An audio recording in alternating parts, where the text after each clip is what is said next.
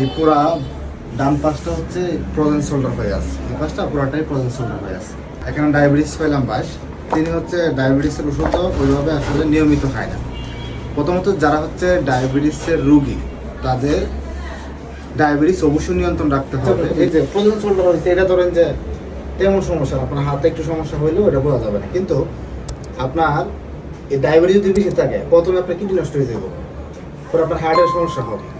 মানে ডায়াবেটিস রুগীদেরই হচ্ছে প্রথম কিডনি নষ্ট হয়ে যায়। কিডনি তো একটা ভাইটাল একটা অর্গান, সবাই চেষ্টা করলেও তো কিডনি ঠিক করা সম্ভব না। ডায়াবেটিস নিয়ন্ত্রণ করতে গেলে আপনার খাবার, ঘুম, ওষুধ অবশ্যই নিয়ন্ত্রণ করে চলতে হবে।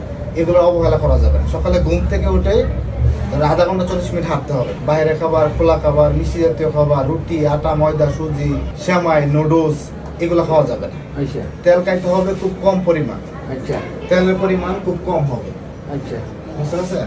আর ওষুধ নিয়মিত অবশ্যই খাইতে হবে এবং নিয়মিত ডাক্তারের কনসাল্টে থাকতে হবে। ধরেন আমি আজকে ওষুধ লিখে দিলাম, আপনি আজকে খাইছেন, এখন বললাম যে আপনার ডায়াবেটিসের ডাক্তার দেখাবেন, ডায়াবেটিসের ওষুধ খাবেন নিয়মিত। 1 সপ্তাহ, 15 দিন, 20 দিন পর পর অবশ্যই রেগুলার ডায়াবেটিসের আন্ডারে থাকতে হবে। তাহলে আপনার ডায়াবেটিস যদি নিয়ন্ত্রণ থাকে, অন্য রোগগুলো সৃষ্টি হবে না। আর ডায়াবেটিস যদি অনিয়ন্ত্রিত থাকে, তাহলে এই ধরনের ফ্রোজেন শোল্ডার হয়েছে, তার কিডনির সিরাম কিডনি বেড়ে যাবে, কিডনির সমস্যা হবে, হার্টের সমস্যা হবে।